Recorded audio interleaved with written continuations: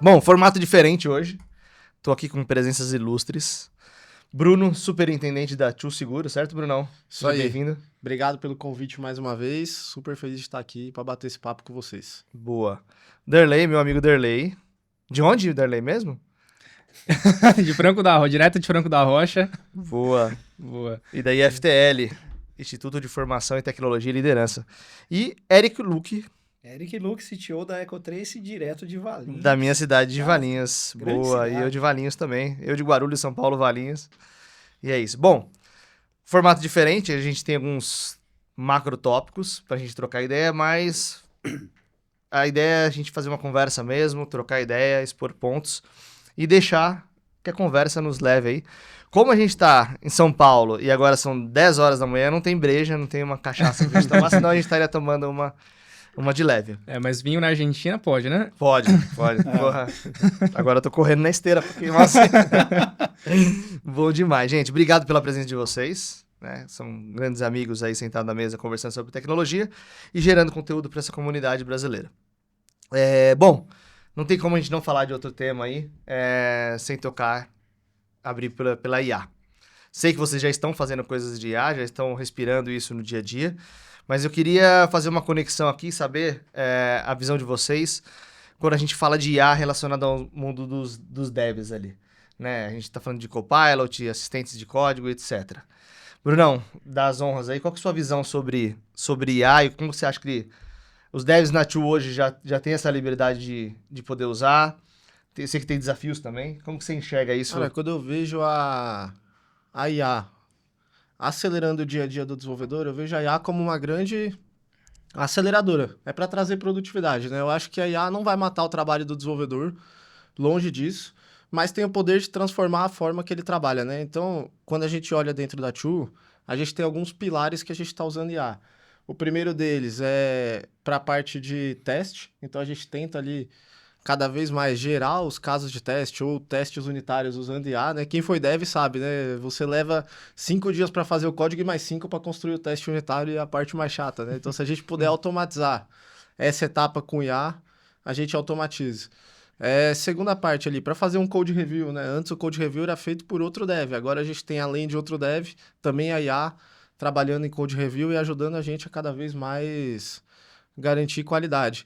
E durante o próprio desenvolvimento, a IA como um assistente ali do desenvolvedor, né? A gente vê isso aí com um potencial muito grande quando a gente tem um júnior, um pleno, principalmente para a formação e para a curva de aprendizado ali deles. Então, na minha opinião, a IA vem como um acelerador, como uma ferramenta de produtividade e acho que não mata o trabalho do desenvolvedor, mas mata o desenvolvedor que não soubesse adaptar a essa nova realidade que a gente está vivendo. Perfeito. Tem aquela máxima, né, de a IA não vai roubar o trabalho de ninguém, ela vai roubar o trabalho de quem não sabe usar ela. É isso aí. Boa. E, Eric, você vem de um setor, acho que diferente, né, do setor financeiro, setor de serviços, setor educacional agora, mas nasceu em tecnologia. Como que você enxerga do agro ali para desenvolvimento, a aceitação da galera sobre IA nesse contexto de devs, assim? Olha, na verdade, não tem muita diferença de qualquer outro setor, né? Tudo que o nosso amigo aqui descreveu, querido, assim, é o que eu faço, inclusive, no dia a dia. O que eu adicionaria, na verdade, é que, assim, nós temos um equívoco achando que o dev, especificamente, ele não vai ser meio que substituído pela IA. Eu acho que o trabalho de desenvolvimento vai ser substituído pela IA. Eu acho que a gente tem que começar a olhar, olha só o que a gente faz hoje. Uma desenvolvedora pleno minha hoje, que adoro, inclusive, cresceu junto com a gente, tinha dificuldade de fazer código, hoje cospe código mais rápido, com mais qualidade do que um sênior. Então, e por quê? Porque ela usa 100% do tempo inteligência artificial. Onde que está esse mindset, essa mudança de mindset? Principalmente nós, executivos, precisamos começar a ensinar os devs a pensar em domínios de negócio. Porque você vai ter que cada vez mais saber como criar prompts efetivos para gerar código que atenda esses domínios de negócio. E com isso, óbvio, né? Você tem que saber o mínimo de código para você revisar e etc. Mas eu acho que essa coisa da inteligência artificial, ela não veio só para acelerar, ela veio para dar qualidade, só que a gente tem esse trabalho aí de criar essa mentalidade de domínio de negócio na cabeça dos nossos devs. Isso para mim é espetacular, assim, porque, meu, um dev meu hoje senta na frente do computador e fala, pô, eu preciso criar um código que faça assim, assim, assado, que atenda a determinada coisa. Em 15 minutos ele tá com o negócio testando, já com teste. Quando vai mandar para PR, para o GitHub, já na PR já tem inteligência artificial ali fazendo no GitHub Actions ali toda o code review e tal. Daqui a pouco, onde é que eles vão parar? Se eles não souberem realmente descrever o negócio para inteligência artificial. Que aí entra, inclusive, depois um papo bem interessante aí, né, de no-code, low-code, que eu sou bem adepto também. Aqui na minha cabeça já havia umas 300 perguntas, assim. Mas, dando até o gancho pro Dan, o Eric colocou sobre o exemplo de um dev pleno, uma dev pleno. Eu vi em alguns lugares algumas pessoas falando sobre aceitabilidade em relação aos... Eu vou chamar de copilots aqui, em termos gerais. Os copilots estarem mais sendo aceitos por júniors e plenos. E existe uma certa resistência contra seniors. Se você me perguntar a fonte, eu não vou ter. Então, se você quiser mandar uma merda, fica à vontade. Porque é uma coisa que eu não sei... refletindo, eu não sei se isso é real, assim, sabe? A gente tá começando na Maita agora, fazer um movimento AI pra galera, então reforçando, tem até coisas rodando, né? Falando aí que a FTL, o Gus já tá conversando com você. Então eu vou ter esse dado mais pra frente. Mas você tem alguma percepção disso? Do lado do educador pra... Você tá vendendo curso de IA, velho. Então, pô... Boa. Cara, eu converso com o CTO todo dia, né? E por que esse movimento que você falou também não tenho nenhum dado, nenhuma pesquisa, mas com base nas conversas que eu tive, o que causou isso foi que quando o Copilot foi lançado nas primeiras versões, ele gerava muita sujeira. Então, quando você abria um codebase grande, com, sei lá, você pega um projeto de 20 anos, legado, vários sistemas que foram feitos ali, que não foram refaturados, não tem teste e tudo mais, e você começa a usar um Copilot para acelerar o desenvolvimento, o que ele gera de sujeira, cara, o que ele gerava de sujeira era bizarro. Então, as pessoas perdiam mais tempo corrigindo e apagando o código que o Copilot gerou do que, de fato, aproveitando ele como uma ferramenta de produtividade. E aí, o movimento que você falou, uma pessoa mais júnior, pleno, por que essas pessoas conseguem eventualmente performar mais? Geralmente, essas pessoas, elas lidam com projetos, pelo menos do que eu tenho visto, de menos complexidade. Então, você coloca lá um API, um microserviço, algo que está num ambiente controlado, que seja Copilot, seja Cursor, seja qualquer ideia, ela consegue lidar bem com essa janela de contexto, de tal forma que ele vai ser muito mais eficiente na hora de te sugerir um código, tá? Agora, o Copilot, ele tem muitos fãs e muitos inimigos. Eu, Darley, não gosto de usar o Copilot. Eu acho que ele me gera muita sujeira. Testei outras ideias, assim, quando eu consigo investir tempo para programar. O Cursor, cara, resultado legal. Mas o que eu uso muito é o próprio Claude da Anthropic, que é o concorrente lá do GPT. E aí, uma coisa importante que o Eric falou e que eu concordo. Quando você compara níveis de profissionais, júnior, pleno e sênior, cara, um júnior, ele não sabe o que é um cache, ele não sabe o que é um microserviço, o que é gRPC, ele não entende muito bem isso. Quando você pega um sênior, cara, ele já sabe que ele vai modelar um sistema que vai ter, sei lá, daqui a 6 meses está prevista uma demanda de X usuários simultâneos, que esse sistema ele vai rodar enfim, tem que ter pessoas de diferentes países. Então, nas definições e nas coisas que essa pessoa pede, ela já resolve muitos problemas que poderiam surgir lá para frente. Por isso que pessoas seniors, elas têm que perder um pouco desse preconceito e começar a investir mais tempo usando, porque de fato ele acelera desde que você dê os comandos corretos. E a ótica deles é super importante, né? Com certeza. Senão você já tem um monte de júnior gerando um monte de sujeira, um monte de código talvez não tão otimizado, que em algum momento alguém vai ter que arrumar, né? Esse é um problema que eu já peguei, não sei se vocês até queria saber a experiência de vocês, sobre como a gente forma muito, né? A gente pega a molecadinha, tá na faculdade e começa a ensinar tecnologia, isso aí já é por prática nossa. Eles querem usar a ferramenta que acelera. Então, eles têm lá a tarefa deles e eles começam a usar... Putz, se você tira o Copilot, eles vão no ChatGPT, eles querem entregar, etc e tal. E a gente começou a perceber realmente uma velocidade de entrega melhor. Falou, caramba, né? Tá legal. Aí, quando os nossos tech leads começam a olhar o código, fala, cara, tem alguma coisa errada aqui. E aí você começa a questionar os caras. Por que você fez isso? Eles não sabem. Eles não sabem, porque não foi eles que fizeram. E não tô aqui cravando se é certo ou errado. Mas tem um risco desse cara, o desenvolvimento dele como programador tá sendo comprometido. Ou pode ser que o nosso paradigma como programador, acho que o Eric citou um pouco ali de vai ser mudado e a gente vai ter que aprender a formar essa galera, que a gente ainda não sabe. Eu acho que, na verdade, o mercado ele vai se transformando e se adaptando às novas tecnologias e novas realidades, né?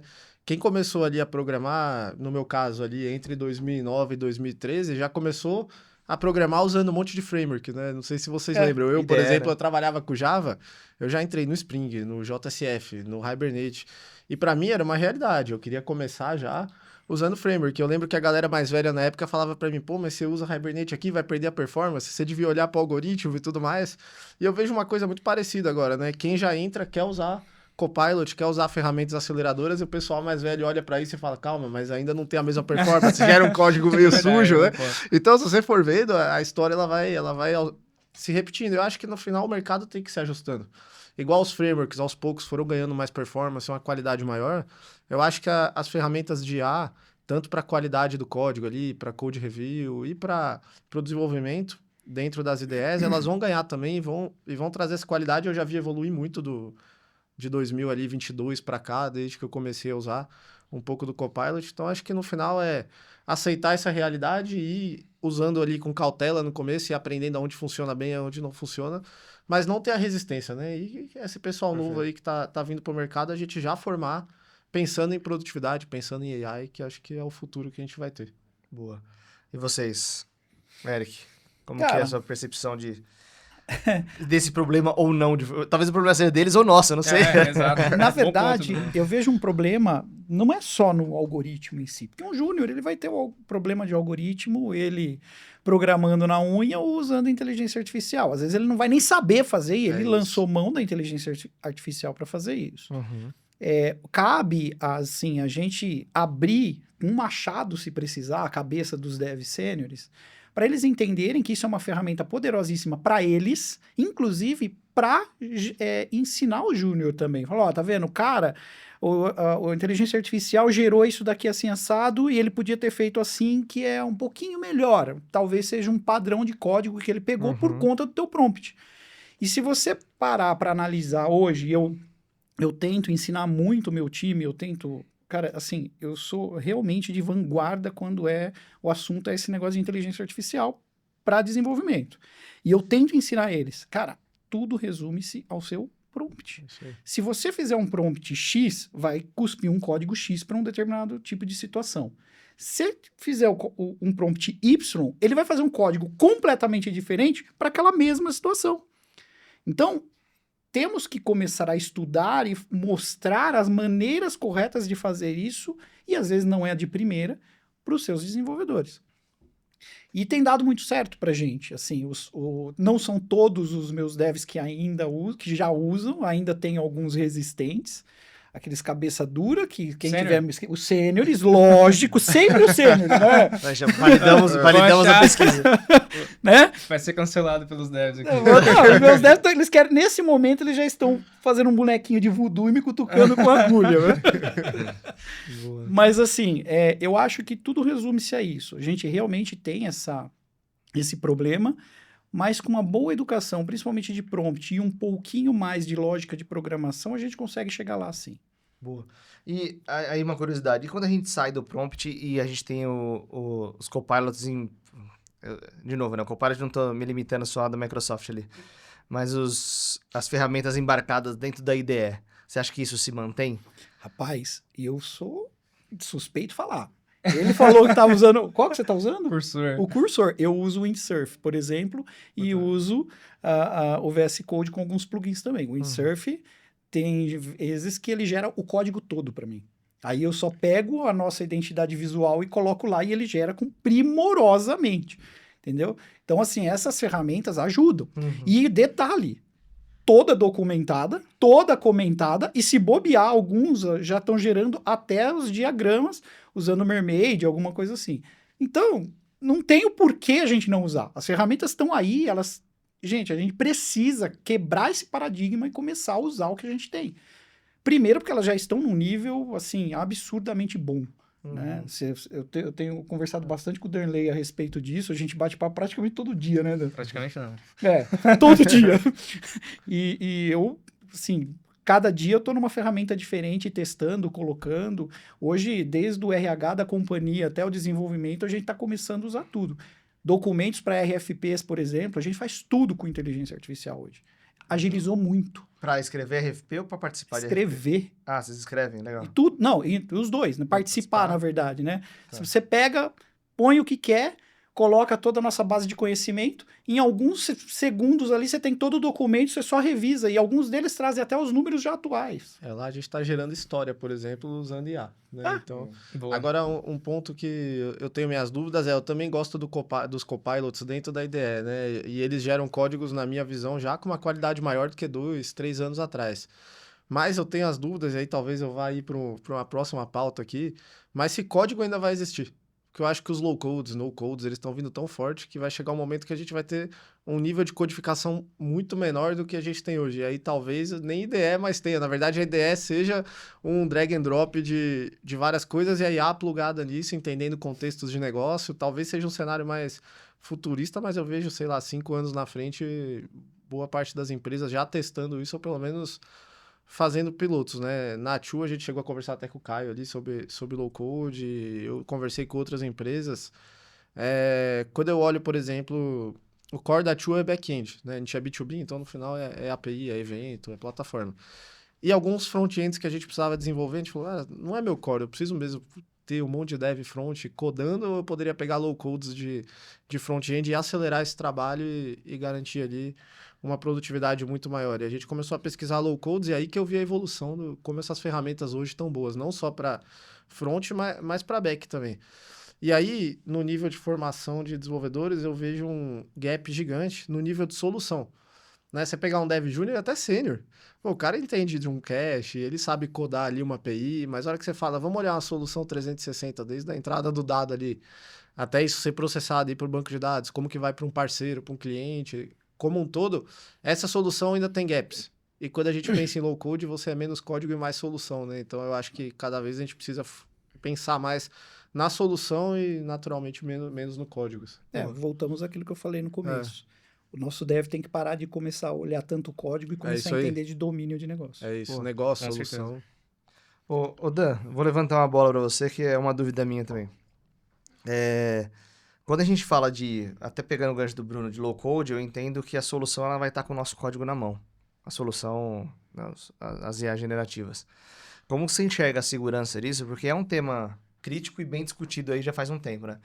E alguns clientes meus falam, não vou entregar meu código na mão de ninguém jamais, tal, não sei o que, tarará, tarará. Óbvio que os copilots, as ferramentas, elas vão também trabalhar olhando para a segurança, porque é um calcanhar né? Vem melhorando. Como você enxerga isso? Cara, frescura, né? Libera tanto. Sendo bem honesto, cara, não tem nada que hoje você não consiga gerar de estrutura como é a generativa, como o Eric disse, com bons prompts. O que muda de um software para outro é a distribuição, é seu modelo de negócio, é o seu time, é tudo isso. Agora, você já te cansou de ver bootcamp lá, copie o Spotify, cria o seu Netflix. Né? A galera fazendo isso em uma semana, em 2 meses, enfim, não importa a janela. Mas não quer dizer que o Spotify vai estar lá preocupado porque o time de júnior aqui do Brasil criou um concorrente em uma semana. Tem meios de proteger, né? O core, talvez de regra de negócio. Eu não digo nem só isso, cara. Por exemplo, quando você usa um GPT, as pessoas sempre perguntam, mas será que a OpenAI vai usar os meus dados para treinamento? Primeiro que você coloca um flag lá e eles dizem que não vão usar. Se eles vão usar ou não é outra história. Mas não é viável, e o Eric é o mestre nisso, ele pode até complementar tecnicamente, mas pensando do ponto de vista de treinamento de LLM, não faz sentido eles usarem os nossos dados para treinar o modelo, porque tem muita sujeira ali no meio do caminho. Então, a gente vai gerar mais problema do que, de fato, ajudar o modelo pensando por essa linha.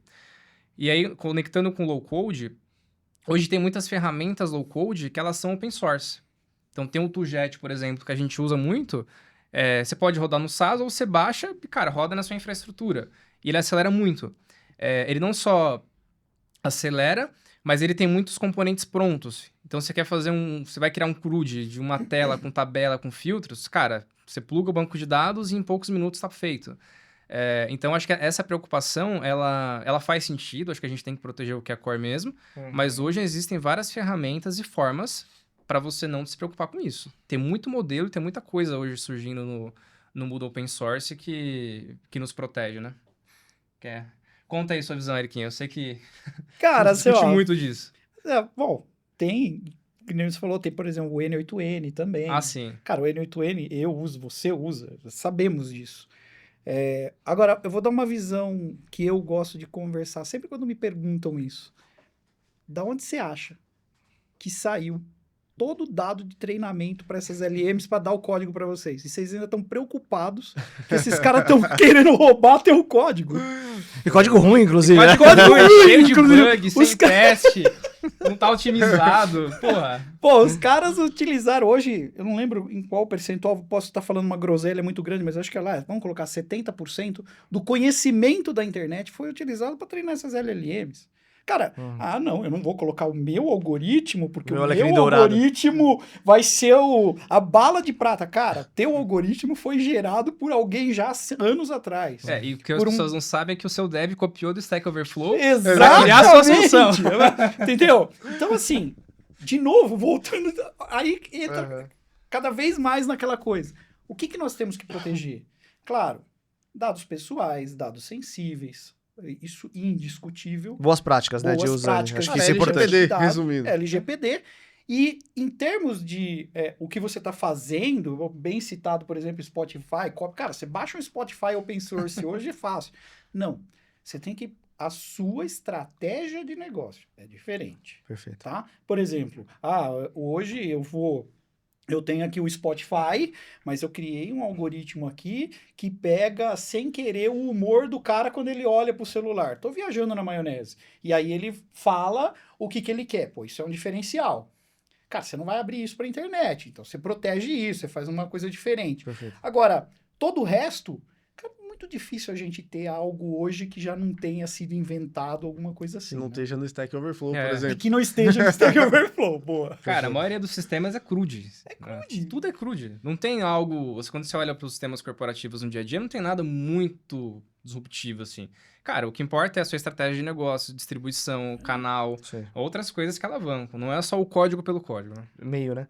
Meio. Você falando agora, eu lembrei do negócio da DeepSeek lá, não sei nem se assim é a pronúncia, mas no final de semana que eles fizeram lá todo o rolê da IA performática e soltaram open source. Não sei se vocês estão... Sim. Tipo, todo mundo preocupado em proteger. Toma, tá aqui no mercado. Toma. É melhor do que se vocês fizerem. Meta, cara. Show de bola. Mão de obra. Eu tenho algumas ressalvas sobre isso, e eu queria também saber a visão de vocês sobre aquela velha discussão. A gente passou por uma bolha de desenvolvimento, né? Alguns falam que não foi bolha, mas assim, vistos os layoffs, Foi bolha. eu como consultoria ali, eu vi que, cara, tinha times acima da necessidade do que de fato precisava. Talvez precisou durante um período, mas depois, né, não era sustentável. Mas a gente ainda tem uma mão de obra hoje de tecnologia consideravelmente cara, né? E aí, quando você traz para um cenário, a gente tem que ser um cenário amplo. Olhando o Brasil, a gente tem empresas que hoje não conseguem investir em tecnologia por potencial de grana mesmo. Estou falando de médias e pequenas, principalmente, que é um número grande no Brasil. Com a entrada dos assistentes na área de desenvolvimento, primeiro, vocês acham que vai baratear a mão de obra de tecnologia? Ou não, isso vai abrir mais frente... O salário do dev vai baixar. Queria começar com você, Dan. Logo essa? Boa, essa. Segura esse rojão polêmico aí. Cara, boa pergunta. A gente tá vendo muito layoff, muitas empresas... Tem até um termo, não sei se você já viu no LinkedIn, o Dev 10X, que é o Dev acelerado com a IA, que ele consegue fazer muito mais. Depois, vindo pra cá, eu tava conversando com uma pessoa do meu time, falando justamente do DeepSeek. Cara, os caras com 200 pessoas no time, né? 200 pessoas, 6 milhões de dólares, criaram um negócio foda que tá batendo de frente com o OpenAI e com vários outros players. Aí eu liguei pra esse meu dev e falei assim, cara, a gente é tipo um chinês, né? Porque a gente tem uma estrutura aqui com 3 caras, assim, 3 caras muito bons, que eles fazem muito mais coisas do que a empresa com 50 pessoas, né? Por quê? Mas por que isso é possível? Porque todo mundo ali usa IA. Então a gente começa a criar os assistentes no próprio GPT do negócio. Então tira dúvidas sobre estrutura, sobre produtos, sobre desafios, cliente, persona. E aí depois você desce isso para código. Você até perguntou para o Eric sobre os assistentes, né? O porquê que um prompt importa. Porque você pode estar lá programando, ele gera o código, ou você pode dar as instruções, tem um chatzinho lateral e ele gera o código mesmo assim, porque ele conhece toda a sua estrutura. Eu não sei em qual janela, se é em 5 anos, se é em 1 ano, mas eu tenho certeza que os salários eles vão cair significativamente. Tá muito mais fácil hoje você colocar um sistema de pé. Você não precisa mais de uma pessoa super sênior, especialista, para fazer coisas simples. Como a gente discutiu, que a maioria dos sistemas são crudos. Então, para fazer um crude com uma interface ok, cara, você pega uma pessoa que conhece de negócio, que sabe fazer boas perguntas e tem noção de design, em poucas semanas ela consegue colocar um projeto de pé. E, com certeza isso vai impactar o nosso mercado de forma significativa. Boa. Eu acho que a capacidade produtiva ali, ela vai abrir um slot. Acho que é inevitável que tenha uma equalização de valores. Mas eu também acho que isso, logo na sequência, ele vai causar um efeito de liberação de demanda. Quando as grandes empresas elas vão começar a ter vão ter disponível ali já um investimento feito, uma capacidade produtiva e vão começar a soltar algumas coisas. E algumas empresas de médio e pequeno porte que hoje não têm potencial de investir, elas vão começar a ter acesso a começar a investir porque vai ter essa mão de obra disponível. Aí fica aquela grande interrogação de será que isso vai ser o suficiente? Ou será que a gente vai voltar a precisar de mais devs que conheçam de IA embarcada de novo? Fica nesse ciclo, né? Fica nesse ciclo. Que eu acho que existe uma grande chance disso acontecer. Porque, cada vez mais a gente tem dev atendendo fora do país, a gente vê os outros países vindo aqui buscar e todo mundo querendo usar a tecnologia. Vai ser uma avalanche e vai precisar do dev preparado. Bruno, você que hoje está numa grande corporação, eu acho que tem um pouco dessa visão, né? Como que você enxerga primeiro, a equalização dos valores, se vai ter uma variável grande ou não, e como que as empresas vão se comportar depois que tiver essa mão de obra, se você concorda que ela vai estar disponível? Cara, eu acho que... Primeiro, volta lá no começo da nossa conversa, né? O dev que não se adaptar a essa nova realidade, naturalmente ele vai ter um salário menor. Ou pode ser até que ele nem no mercado esteja, tenha dificuldade de arrumar um emprego e tudo mais. Então, até voltando de novo na história, né? Você vai pegar a Revolução Industrial. O pessoal fazia tudo manualmente, veio as máquinas ali e começaram a ter um fluxo de produção automatizado. A pessoa que não se adaptou a operar a máquina e seguiu fazendo manual, o que aconteceu? A renda diminuiu consideravelmente, mas quem aprendeu a mexer nas máquinas lá, de certa forma, manteve e até cresceu o salário. Aí depois, tinha muita gente que fazia muita coisa em máquina, manual, mesmo a máquina ainda era uma linha de produção. Aí veio os computadores, e aí quem aprendeu a mexer em computador, de novo, manteve o salário e até cresceu. Quem não aprendeu, de certa forma, teve uma renda reduzida. Depois veio a internet, porque quem aprendeu a entrar no mundo online e se adaptou, ganha dinheiro. Acho que agora é uma próxima onda. Tá vindo a AI, tá vindo forte. Quem se adaptar, quem aprender as ferramentas, quem conseguir chegar num nível de produtividade alto usando essas ferramentas, eu não acredito que o salário vá reduzir tanto. Mas você precisa se envolver nesse mundo, se adaptar, entrar nele e saber trabalhar dessa forma, que vai ser uma realidade e um paradigma diferente. Quem ficar no mundo fora da AI achando que o salário vai continuar igual, cara, acho muito difícil, acho que sim, vai ter uma redução. Agora, o que eu acho que pode acontecer de redução é, por exemplo, a bolha existiu, né? As empresas contrataram ali de forma desmedida, por quê? Porque estava em um processo de digitalização natural, fizeram. Quando estava pronto... sobrava dev, né? Eu cheguei a ver empresas que eu falava, cara, o cara precisa construir um sistema e ele tem 80 pessoas para fazer esse sistema, um negócio que não fazia o menor sentido. E aí veio os layoffs, reduziu, e aí entrou na onda da eficiência operacional. Acho que todas as empresas que eu converso estão falando de eficiência operacional e como pode automatizar, usar AI para cada vez conseguir fazer a mesma coisa ou fazer até mais, utilizando menos pessoas e mais ferramentas, né? Então, naturalmente, eu acho que a quantidade de vagas não deve ter um pico tão grande como teve no passado, Mas os salários, para quem se adaptar, eu não vejo uma queda tão grande. Eu vejo, na verdade, uma mudança na forma de trabalho e acho que as pessoas precisam olhar para isso, entender, ter a consciência e começar a se formar e se adaptar a uma nova realidade. Deixa só eu complementar. Vai lá. Quando a gente falou de bolha, sei lá, no meio da pandemia, cara, os salários eles estavam muito inchados. Você via dev pedindo 40, 50 mil reais e o cara nem era bom. Porra, como assim? Cara, daí era Né? bom. Você vê você vê a galera de fora da nossa área falando assim, você vai aprender em 3 meses, você vai estar ganhando 6 mil reais. Nossa, velho. Cara, a gente viu muito disso. Muito. E eu acho que isso tende a mudar. Claro, muita gente vai continuar ganhando bem, eu não tenho dúvida disso, mas esses salários astronômicos, igual aconteceu na pandemia, porque dinheiro estava fácil, as empresas estavam gastando de forma totalmente irresponsável, acho que isso tende a mudar, já mudou na real. Assim, já mudou. As pessoas trocavam de emprego para ganhar 100 reais a mais, assim, dev que já ganhavam bem, sabe? Então tava um leilão bizarro. Então acho que as coisas voltam como eram antes, já voltaram como era antes da pandemia, eu acho que ainda vai ter uma pequena correção. Eles não vão ganhar mal, né? Não vão ganhar mal. O ponto Eu acho é que isso ganhar não. Só para não deixar mal entendido. Que o mercado ainda está se ajustando, né? Ainda tem Exato. muito dev que entrou naquela época com salários astronômicos, que ainda está na empresa, né? Mas eu acho que os primeiros layoffs já foi uma correção, de certa forma, de salário, né? Mas eu acho que essa correção ela ainda está acontecendo e ainda tem mais um período pela frente. Concordo com você.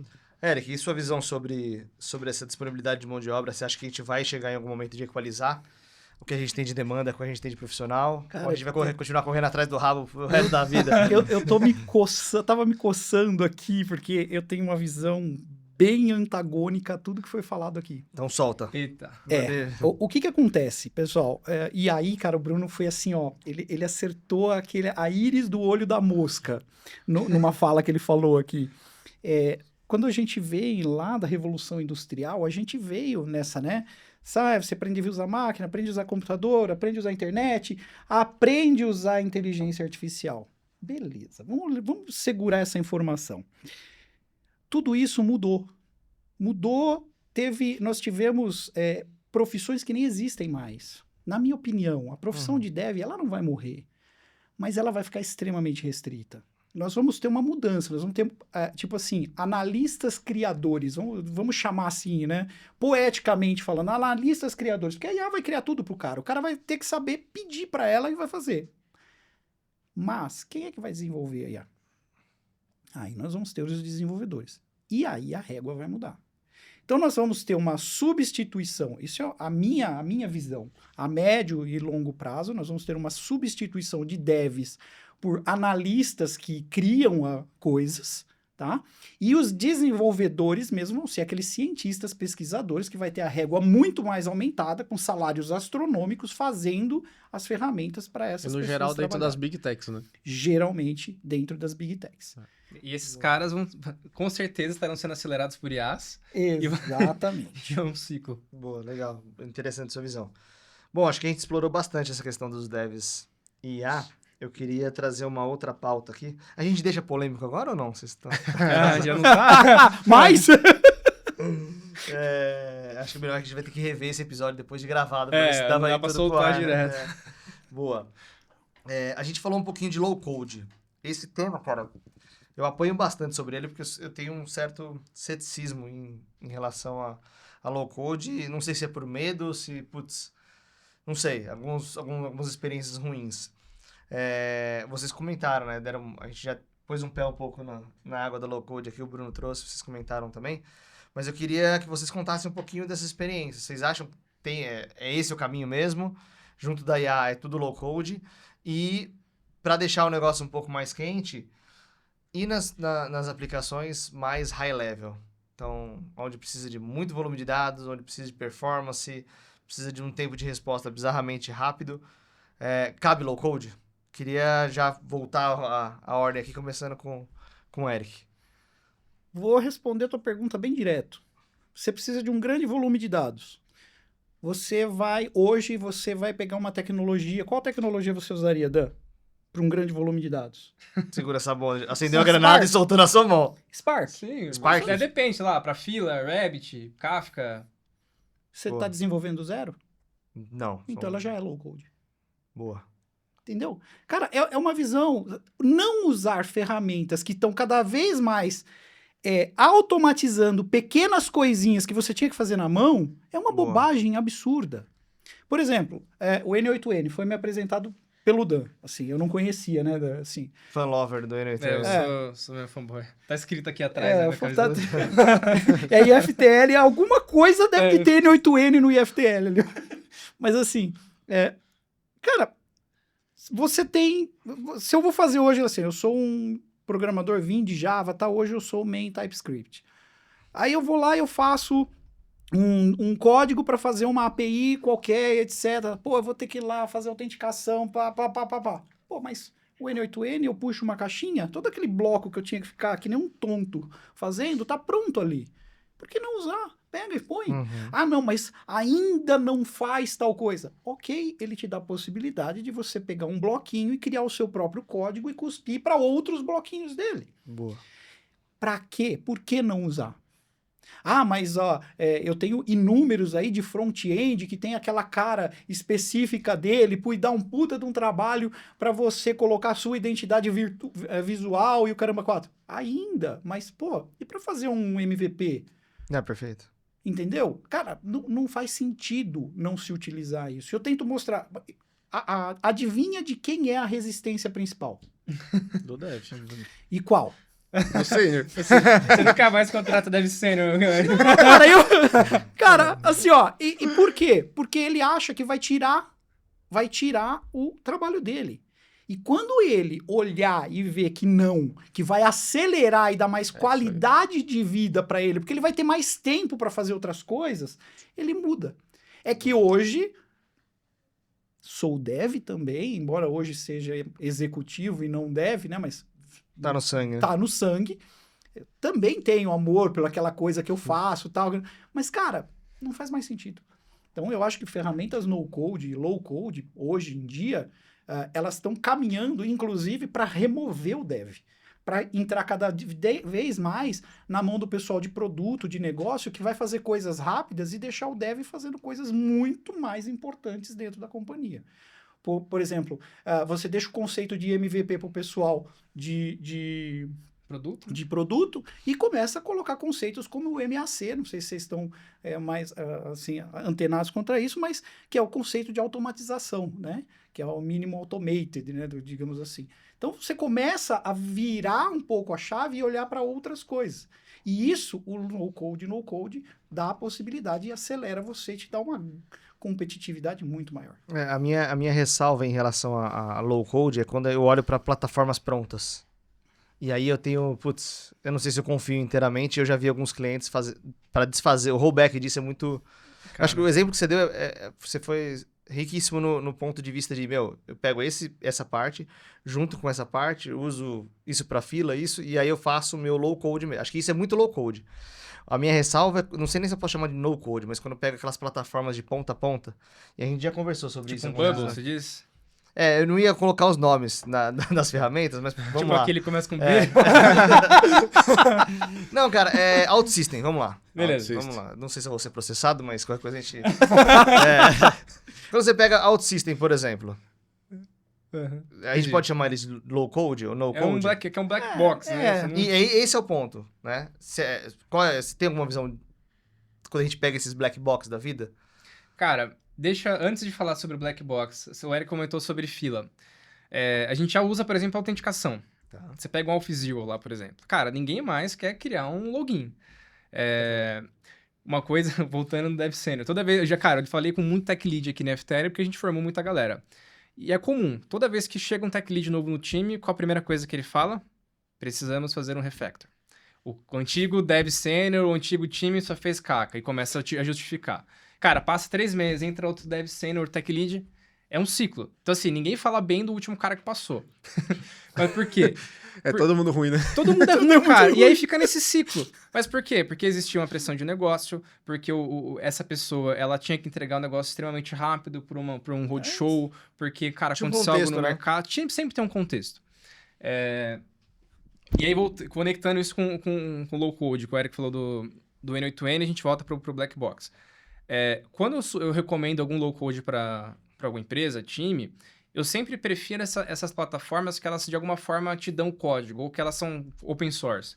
Por exemplo, você pega o N8N, que é uma ferramenta de automação. A gente já falou o nome, então segue o jogo. Cara, é uma ferramenta que você consegue escalar de forma horizontal, baseada em fila, por exemplo. Então, você roda na sua infraestrutura, mas você sabe o que está acontecendo ali por baixo dos panos. Tem outras de front-end, realmente, que elas são low-code também, que é tipo esse que você comentou, mas você tem um pouco mais de transparência. Aí sim, eu acho que faz sentido. Agora, usar essas ferramentas black box para coisas que são core e que você vai ter uma escala, eu acho extremamente perigoso.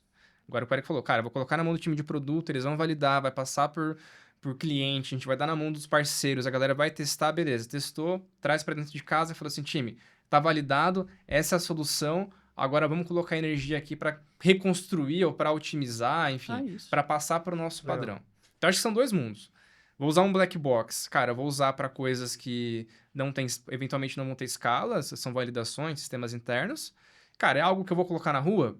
Acho que talvez dá para considerar um low code open source, mas ainda assim precisa ser bem validado. Cara, eu acho que low code é um mundo sem volta. Eu acho que, na verdade, precisa ter cuidado para utilizar, né? Quando eu vejo, você perguntou, por exemplo, uma aplicação que precise de alta performance. Eu acho que a alta performance ela vai acontecer em um estágio do seu fluxo de negócio, mas não necessariamente em todos, né? Boa. Então, eu posso tentar usar ferramentas mais open source, como Kafka, por exemplo. Eu vou pegar ali um Redis, algo do tipo, para montar minha solução como um todo. E eu vejo o low-code muito mais como o cara que vai ser o orquestrador. Então, lá dentro, eu vou montar as caixinhas. Agora você manda pro Kafka, aqui você salva no Redis para você ter um cache, você consulta daqui. Aí, vamos supor que eu tenha um pedaço que eu precise de alta performance. Aí, esse pedaço eu vou fazer em um código. Pode ser em Python, pode ser em Go, enfim, algo que me traga uma escala. E aí, o meu low-code, na verdade, vai chamar a minha API, que está disponível naquele pedaço de código. Mas eu não preciso fazer minha solução inteira em código porque eu preciso de alta performance ali em um estágio do meu fluxo de negócio. Eu posso acelerar o meu desenvolvimento absurdamente fazendo ali o low-code como um integrador, como um orquestrador, na verdade, usando ferramentas open source, o que me tira muito mais o risco. O que eu vejo os devs, por exemplo, a gente teve essa conversa de low-code lá dentro da empresa. E a galera fica assim, pô, mas vai ter lock-in, a gente vai ficar preso se amanhã essa ferramenta deixar de existir. Cara, a sua solução, de certa forma, ela tá usando Kafka, Redis, ela para alta performance, usa uma APIzinha externa ali, com a sua regra de negócio, com a sua inteligência, o seu orquestrador, cara, de verdade, se você precisar, você pega outro low-code e refaz isso muito rápido. Então eu vejo hoje o low-code caminho sem volta. Acho que o grande ponto, que aí eu não sei como resolver, é como que não vira um Frankenstein, né? Porque assim, low-code de back-end acho que é mais fácil, que é o que a gente falou. Perfeito. Agora, para front-end, eu ainda não conheço uma ferramenta assim que eu falo, cara, putz, isso aqui dá para conectar com a nossa identidade visual, a gente vai conseguir padronizar. Para front é mais difícil. Mais difícil, ainda. É isso que o Eric falou, né? Ainda. É. E a gente tá vindo numa velocidade meio bizarra, assim, de muitas coisas. Então, mas eu concordo com vocês dos componentes, do Lego ali, né? É o grande Lego. Aqui é o grande Lego. E aí tem um ponto, né? Se você juntar o low-code com a AI para dev, aí eu acho que você começa a ter o potencial, sim, de reduzir o número de devs. Né? A não ser que eles vão trabalhar em coisas muito mais estratégicas, desenvolvendo dentro da sua plataforma de dados ali, algoritmos e modelagens. Mas para o desenvolvimento em si, a gente fez uma POC lá com low-code de front. Eu fiz o mesmo front que eu fiz no low-code. Em low-code a gente levou 3 horas, em código a gente levou 2 semanas. Então, essa é a métrica, assim. Então. Caramba. Mas era um front mais complexo. Então, tinha filtro, tinha E você sabe que tem uma coisa que é bem paginação. interessante que você falou, Bruno. Porque, por exemplo, vai diminuir o número de devs. E quando a gente fala isso, soa até de modo pejorativo. Mas, na verdade, você não precisa demitir o número de devs. Não é você isso. pode crescer a tua empresa, inclusive, porque você diminui o número de devs, mas, como eu falei, né, eles estão mudando agora para analistas criadores. Cara, você, de repente, perdeu um dev, mas você ganhou um cara de produto com conhecimento como nenhum outro cara de produto que você tinha antes tem. Porque ele tem a visão do produto, porque ele recebeu isso de lá e ao mesmo tempo ele tem a visão de tecnologia e cresceu com isso. Eu Olha acho que o valor que você começa a ganhar com isso. não é reduzir o número de funcionários, né? No final é o reduzir devs por demanda. Eu tenho demandas infinitas lá, tem 1 milhão de coisas que a gente quer fazer e hoje eu não tenho capacity. Mas aonde hoje eu uso 4 devs, eu poderia usar 2 ou talvez até 1 se fosse um orquestrador e esses outros 3 já tá em outras demandas. E Porque tá em demandas a gente tem vontades infinitas lá e a gente não É consegue fazer tudo. Então, na verdade, eu acho que dá um poder das empresas se transformarem, digitalizarem, enfim, muito mais rápido do que faz hoje. Essa transformação vai ser linda de ver. E a gente essa cai naquele vai, ponto essa que eu tinha até comentado anteriormente, que é você vai ter uma capacidade produtiva disponível, ou as grandes empresas vão liberar demanda, ou seja, coisas que estavam numa Eu fila acho vão que é isso ser... que vai acontecer. Ou esses devs eles vão conseguir atender empresas menores que não tinham Opa. feito investimento e vão começar a entrar. Então, ou seja, boas perspectivas para a área de tecnologia como um todo e, viu, vai ser divertido pra caralho, assim, em linhas gerais.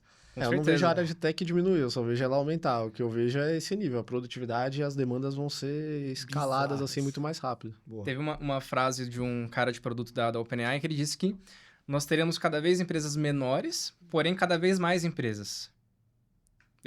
Cara, eu concordo muito com isso, ele não falou sobre janela, mas é a visão dele de longo prazo. Porque, cara, você tem um dev, você tem 2 pessoas ali em tecnologia e as outras estão criando mais soluções, estão pensando em outros cenários. Tem a onda do micro-SaaS agora, não sei se vocês estão acompanhando. Cara, o que tem... Oi? O próximo tema. Porra. Micro-SaaS? Tá que eu coloquei aqui. então, beleza. Então eu vou segurar o Boa, micro-SaaS. não, mas manda bala, vai, já vamos entrar nessa, vai Não, embora. existem várias comunidades, várias pessoas falando sobre o conceito de micro-SaaS. Você pega, por exemplo, uma pessoa sênior, uma pessoa que conhece um pouco de negócio, cara, ela enxerga uma dor de algum nicho, ela consegue criar um software rápido e consegue chegar em um faturamento ali, sei lá, de 10 mil reais mês, como uma renda extra, 10, 20, 30, enfim. Dependendo do cenário, até um pouco mais. E é um projeto que ela faz de forma um pouco mais fácil do que a gente faria no passado. Porque tem low code, porque você quer fazer pagamento, você consulta API, você quer login, tem um sisteminha que resolve login, tem IA para tudo em toda etapa da jornada e segue o jogo. Eu criei um micro SaaS em um final de semana, sozinho, cara, não dormi aquele final de semana, tomei muito café, virei, acho que eu até te mostrei lá do pessoal do FIM, cara, que é uma plataforma para gestão de comunidades. Cara, eu criei, fiz a modelagem, subi um banco de dados numa ferramenta de banco de dados low-code, criei toda a interface com o low-code usando o ChatGPT para gerar o JSON, que é uma ferramenta que suporta isso, e, cara, tá de pé e tem a galera usando. Boa, legal demais. Aproveitando seu gancho e aí trazendo um ponto, a gente tem a questão, a onda dos agentes. Boa. Né? Quando você fala de micro SaaS, você entende o agente como um possível micro SaaS? Nesse contexto que você trouxe? Cara, boa pergunta. Eu nunca tinha pensado. Por que eu tô falando né? isso? Porque na semana passada, retrasada, o CEO da Microsoft ele deu uma entrevista falando que é o fim do SaaS. Né? Que a gente vem caminhando pro fim do SaaS. Eu queria saber um pouco da visão de vocês sobre os agentes. Aonde eles entram, se eles vão matar o SaaS ou não. Pode começar, Eric, por você? Vai lá, Posso? Eriquinha. Eu acredito. Sabe por quê? Tá ficando cada vez mais fácil você criar alguns tipos de serviço. Não vai morrer 100%, porque os modelos de negócio não vão deixar isso acontecer também, né? Porque você, por exemplo, você é dono de um determinado dado. Cara, você tem um SaaS que você está provendo esse dado para alguém. Então, isso não vai morrer, ele vai diminuir. E quem for os donos disso, com certeza vão ganhar muito mais dinheiro do que está ganhando hoje. Mas os agentes, eles estão vindo para substituir muita coisa. Por exemplo, você pega, eu tenho a minha COO lá, ela, como eu falei para vocês, antes a gente ia colocar um projeto na FAPESP, alguma coisa, você ficava lá 1 mês e meio a 2 escrevendo um documento, colocando as coisas, tá? Cara, hoje você manda para um agente, em assim, 30 segundos você tá com o documento pronto, ela só lê e tá pronto. E eu tô falando porque nós fizemos isso recentemente, colocamos e foi aprovado de primeira. Um agente.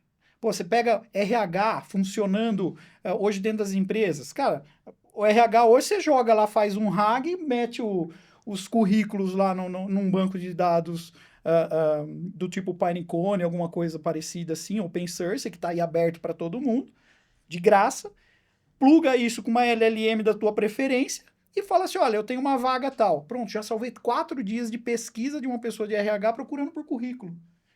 Então, quer dizer, os agentes, eles estão cada vez mais substituindo. Inclusive, esse tema de recrutamento é um tema muito polêmico, cara. Eu posso falar Esse disso um Esse pouquinho. de quarta Eu, final. eu tenho coisas em casa também. A gente recruta muito, né? Então é um. Então, e quando vocês começam a olhar isso, vocês começam a entender assim, mas peraí, então, antes tinha um serviço do fulano, que era um SaaS que fazia isso para mim, quantas empresas a gente aqui não viu que fazia isso, e de repente a gente tá vendo agentes que, aquela pessoa que nunca viu nada, e com alguns cliques do mouse e um pouquinho de boa vontade, fazer um sistema inteiro para ela ali, substituir um SaaS que ela tinha. Então a inteligência artificial, ela tá vindo assim, como uma avalanche. Ela vai matar muitos modelos de negócio por conta da facilidade que ela tá trazendo para pessoas que não tinham alcance à tecnologia. Essa é uma... E você, Bruno, vamos ter... Cara, acho que quando a gente fala de agentes de AI, nem precisa ir muito longe, né? Eu vou fazer um paralelo de automação ainda sem a inteligência da AI, né? Há algum tempo atrás a gente criou um núcleo de RPA lá dentro da TU, né? E aí, o RPA não tem aquela inteligência da AI, mas o que a gente fez? Pô, tinha áreas de operações lá, que era planilha de um lugar para outro, era e-mail para cliente, a área de RH tinha muitos processos manuais, jurídico, compras e tal. Beleza, criamos um núcleo de RPA, vamos começar a automatizar e trazer eficiência, porque o que a Squad levava 2 meses para fazer, o RPA eu fazia a cada 3, 4 dias, eu estava gerando uma entrega de um robozinho ali fazendo um trabalho. Era um agente sem inteligência ainda, não era um agente de AI. Mas o que aconteceu? Esse negócio explodiu na TU. O que a gente entregou ano passado de RPA, o que a gente trouxe de eficiência operacional, o que a gente tirou de trabalho manual, foi, assim, uma coisa que a TU nunca tinha visto, de entrega para negócio, de fato, né? Uhum. E quando eu vejo um agente de AI, eu falo, a mesma coisa que a gente fez com o RPA, agora eu vou fazer, na verdade, usando uma LLM por trás, trazendo mais inteligência ainda para aquilo que eu já vinha automatizando dentro das áreas de operações e áreas administrativas. E quando eu vejo o sucesso que o RPA teve, eu não consigo não ver sucesso numa estratégia de agentes de AI, eu não consigo ver eles não assumindo diversos trabalhos que hoje são feitos por analistas ali, que fazem trabalhos, de certa forma, mais manuais ou mais repetitivos, ou que tem uma inteligência num nível mais simplificado, assim. Você vai por um agente de AI, inclusive agora tem o agente de AI líder, né? Que vai orquestrando outros agentes. E a gente fez isso. E sabe que a gente fez isso com o RPA, né? Eu tenho RPA que orquestra vários RPAs para fazer um processo de negócio da área ali um pouco mais complexo. Então, eu vejo algo assim. Acho que, com certeza, vem forte. É outra das tendências. E, assim, pelo que o RPA gerou de resultado, acho que o agente de AI tem um potencial vezes 10, assim. Boa. Eu deixei o Dan por último, porque como ele é... fanboy do N8N. Não, esquece o N8N. Eu sei que ele já criou vários agentezinhos lá. É open source, a gente pode open falar source. dele. É open source. Falando bem, pô, tá não, bom. falando bem. Como que tem sido a sua experiência com agentes? E deu tempo de você pensar sobre ele fazer o papel de micro SaaS algumas vezes? Porque eu já tive essa percepção de coisas, ferramentinhas que eu usava para algumas tarefas mais simples, eu consigo fazer hoje, por exemplo, com o ChatGPT em alguns cliques. Sim. Eu não tô nem falando do agente, tô falando do prompt ali, aí você cria o agente, começa a melhorar a coisa toda. Como que foi suas experiências aí com agentes? Cara, o Brunão falou de RPA, né? Um ótimo comparativo. Cara, eu fundei uma empresa de integração. O meu sonho e dos meus sócios na época era, de alguma forma, eu dar um comando e a integração ser gerada de forma automatizada, pegando os campos lá de um e-commerce, de um RP, e gerando toda a estrutura da integração ali de forma automatizada. A gente começou a estudar, a pensar em formas de fazer isso, mas na época dava um trabalho muito grande. Enfim, startup, a gente não tinha dinheiro nem tempo para investir nisso na época. Mas era uma grande vontade. Quando eu olho para os agentes, cara, eu fico muito feliz porque a gente não estava tão doido assim. O que a gente tinha de tese realmente faz sentido. E para quem não está assistindo, que não está acostumado com os agentes, como o Brunão falou, vamos pensar num RPA inteligente. Ou numa integração que tem a capacidade de inteligência do ChatGPT embarcado. E assim, tem muitas formas de criar agentes. E com certeza esse ano muita gente fala que é o ano dos agentes de IA, né? Mas só voltando no que você falou de micro SaaS. Eu acredito que sim, um agente ele pode substituir vários micro SaaS e alguns softwares um pouco mais consolidados, porque no final do dia, você pega, por exemplo, sei lá, uma ferramenta de BI. Cara, você não quer ficar analisando um monte de gráfico para obter informação. Você quer mandar uma mensagem, você quer saber, por exemplo, a performance do seu time sei lá, do último ano. Como que tá o seu forecast de vendas.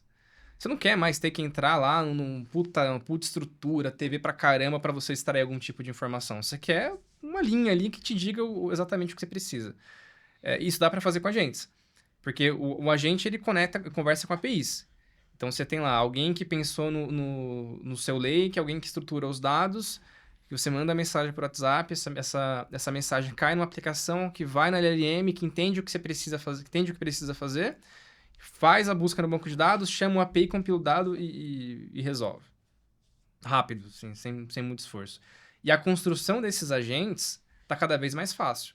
Tem um brasileiro, o João Moura, que ele criou uma empresa chamada Crew AI. Eles captaram 100 milhões de dólares ou reais? Dólares. Recentemente. Porque o que ele fez? Ele simplificou a construção desses agentes. Dentro da própria OpenAI, você consegue criar os seus custom GPTs. E lá dentro, você consegue colocar agora chamadas para APIs. Na última semana, eles lançaram o Scheduler. Então, você já consegue fazer agendamento de tarefas por dentro do GPT. Essa semana, eles lançaram Operators, que substitui os RPAs. Cara, é um caminho sem volta, assim. Eles vão, toda vez que eles fazem um lançamento, eles matam uma porrada de SaaS. Vamos fazer um episódio só de agentes, então. Cara, quando eles lançaram a Store de... Essas novidades desse... Quando eles lançaram a Store de GPTs, cara, o que tem de startup que morreu naquele lançamento não tá escrito. Isso é bizarro, né? É Isso, bizarro. É Cada bizarro. lançamento eles matam a galera. Não, você falando agora até do schedule, do GPT, óbvio, sendo simplista, mas isso aí afeta o N8N. Afeta. Coisa que você ia fazer pequenininho lá no N8N. Não, Afeta. porra nenhuma, agora eu fazer ali no chat Aí entra o que o Bruno falou, de lock-in, talvez, sabe? Não quer ficar preso com a OpenAI. Aí você começa a usar, mas você pega um cara que tá querendo, uma pessoa que tá querendo um micro SaaS. Essa pessoa não tá preocupada com lock-in, ela tá preocupada em resolver um pequeno problema. Ou até um SaaS, sei lá, pra uma empresa média. Cara, você resolve rápido e fácil com um GPT. É que assim, eu também sou muito suspeito falar de agentes de IA, porque eu sou mentor de inteligência artificial, de agentes, adoro o tema e assim, desenvolvo os meus próprios agentes. E quando eu vejo a tecnologia que está surgindo, por exemplo, que a gente estava falando, vai matar o N8N. Só um ponto, tá gravando? Acho que tá gravando. Tá gravando. Ela não parou, Tá? né? Boa, beleza. Desculpa. Então, e quando eu vejo essas tecnologias que estão chegando, por exemplo, vai matar um N8N da vida, vai matar... Claro, eu acho que vai mesmo, mas não é que matar, Afetar, né? vai afetar. Uhum. Porque, por exemplo, eu uso várias APIs hoje de LLMs, né? Eu uso, por exemplo, da OpenAI, eu uso da Cohere, do Cohere, da Anthropic, eu uso vários, o Claude mesmo da Anthropic, eu tô usando algumas. Por quê? Porque eu não gosto de ficar preso a uma só. E aí tem outras tecnologias, por exemplo, eu sou um especialista em LangChain, agora em LangGraph também, que praticamente o LangGraph é o N8N dos agentes, né? Então, High code, né? High code. Então, e assim, ele te dá uma liberdade absurda para fazer as coisas. Então, eu vejo os agentes hoje substituindo hoje pelo menos aí 80% das ferramentas que a gente tem no mercado hoje. Mas tem um ponto que é onde eu mais exploro sobre AI, né? Desde que deu o boom da AI, todo mundo falando de AI, as empresas, quero usar. O que eu percebo? As empresas ainda não sabem onde usar. É isso. E fica aquele negócio assim, quero usar AI. Quantas vezes eu já escutei, não, vamos por AI, vamos por AI aonde? O como, para quê, que resultado que isso aqui vai gerar. E aí, quando você começa a sentar com a área de negócio, você percebe que não existe um domínio ainda do que fazer com AI. E eu acho que a AI, às vezes, é muito menos o dev e muito mais o negócio. E o negócio ainda não está capacitado em como que eu pego o potencial disso aqui e coloco no meu fluxo de negócio aqui para realmente gerar resultado. Então, eu vejo que em nível de tecnologia a gente está evoluindo exponencialmente AI. Em nível de negócio, a gente está agora dando os primeiros passos. Eu acho que os agentes, por ser ali algo micro, que vai atuando em pequenas etapas do negócio, talvez tenha um potencial maior agora de começar a alavancar. Mas eu vi 2 anos de AI passar. Em nível de tech, a gente vê grandes evoluções. Em nível de negócio, pelo menos as empresas que eu converso ainda estão adotando pouco. Não sei a visão de vocês. Você levantou a bola. Isso é mais polêmico. Mas... Você levantou a bola pro...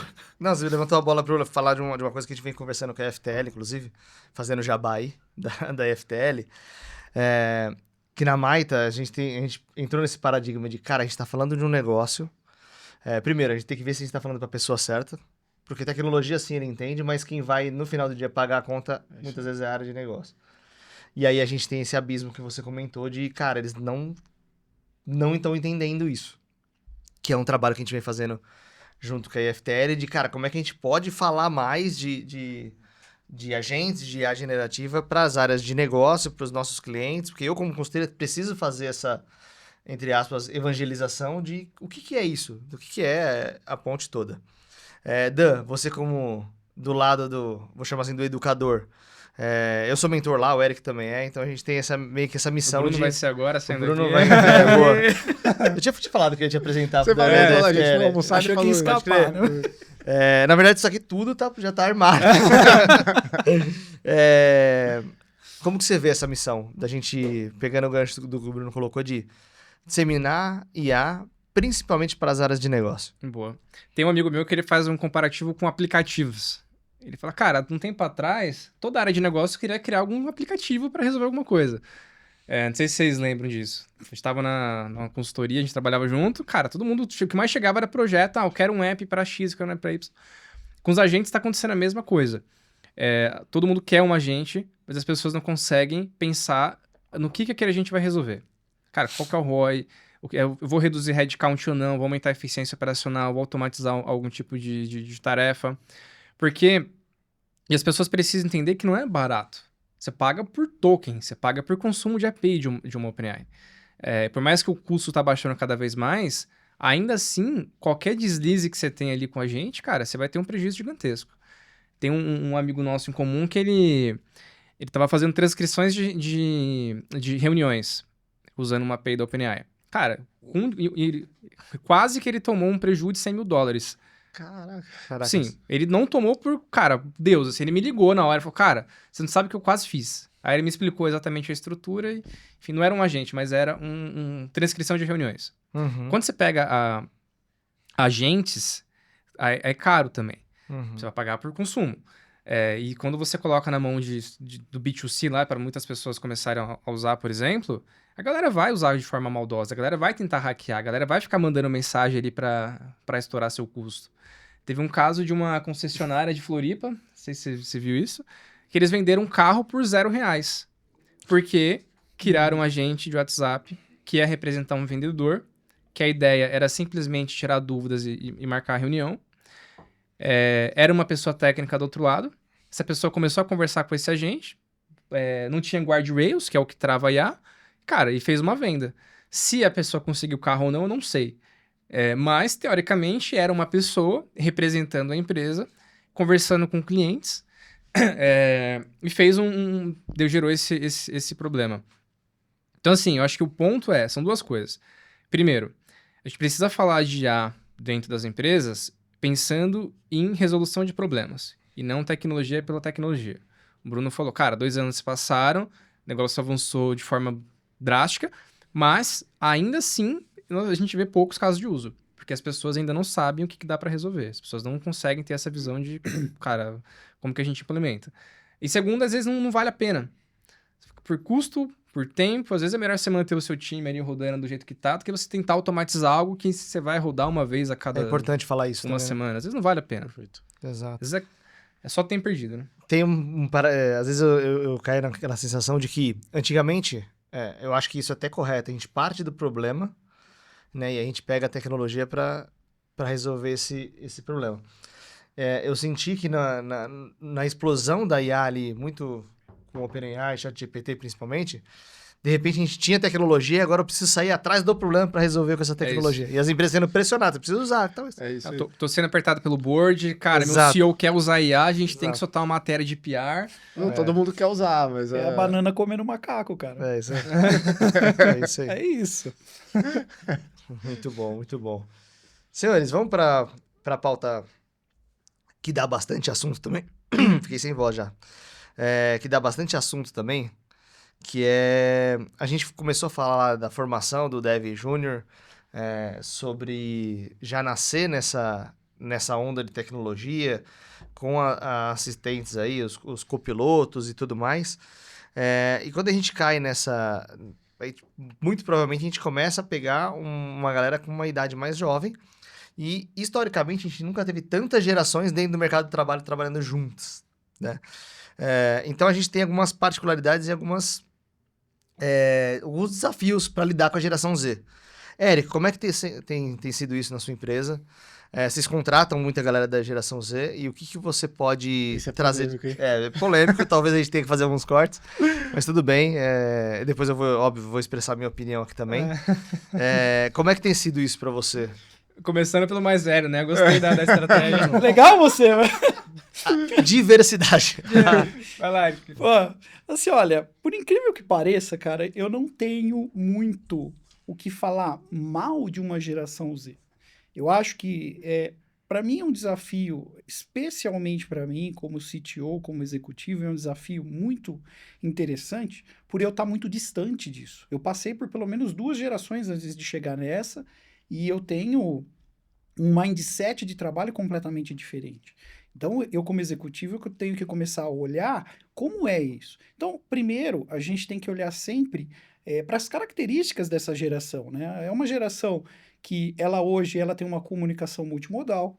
Cara, não adianta mais, igual a minha geração que gosta de estar aqui, ó, olho no olho, apertar a mão, que é aquela geração que fala assim, cara, mais vale esse aperto de mão do que um contrato assinado. Não é assim mais. Então você tem uma comunicação diferente com eles. Então você já tem que começar a olhar por aí. Quem não olha para esse tipo de coisa já começa perdendo. Uma segunda coisa que eu vejo é que é uma geração que ela está muito mais preocupada com temas sociais do que a gente, que é mais velho. Cara, a minha geração e a geração dos meus pais acabaram com o planeta. Entendeu? É desmatamento, é poluição. Acabou, admita que dói menos. É isso. Entendeu? E essa geração, não, eles estão herdando isso e eles estão vendo. Pô, quem aí nunca viu já virou meme, né? Que fala assim, pô, essa geração não quer trabalhar que nem a gente, quer ver a gente aqui tudo estressado, ferrado, Olho tremendo. doente, olho tremendo. Cara, eu não quero isso pra mim. E é verdade. Então eles estão muito mais preocupados com essa história de qualidade de vida, sustentabilidade, etc. E aí quando você começa a olhar para isso, você tem que começar também a mudar um pouco a tua visão para eles. Com isso, traz aquela coisa deles assim, pô, eu quero ser mais ouvido porque eu tô querendo mudar isso. Então, peraí, qual é a sua ideia? Ó, começa a dar responsabilidades aos poucos, pílulas de conhecimento para essa galera, para eles entenderem aonde que tá, porque também, assim, eles têm muito acesso à informação, também às vezes não conseguem filtrar tanto. A gente que gerou toda essa informação, então pra gente veio paulatinamente na nossa cabeça. Para eles, não. Para ele vem tudo, nasceu com isso. Então, pô, você tem que ir dando pílulas de conhecimento para essa galera, ouvindo mais eles. Eles querem ser ouvidos. Essa é a realidade. E quando você consegue entender isso na cabeça deles, você começa a tirar o melhor deles. E mais, não podemos tentar mudar a cabeça dessa galera. É mais fácil eles mudarem a sua. Por quê? Porque hoje ele é a maioria. Mas o negócio que... Gente, de novo, eu sei. O meu negócio, mando eu quero assim e acabou. Mas para chegar nesse assim, como é que eu posso juntar todo mundo e apaziguar? Nós somos...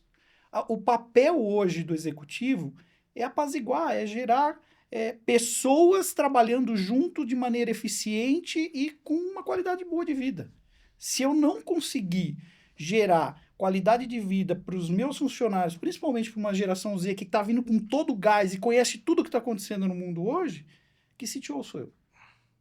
Que executivo sou eu? Melhor, que líder, né? Que líder, exato. Né? Que líder sou eu? Exato. Então, acabou. Eu acho que a geração Z hoje é isso, tá?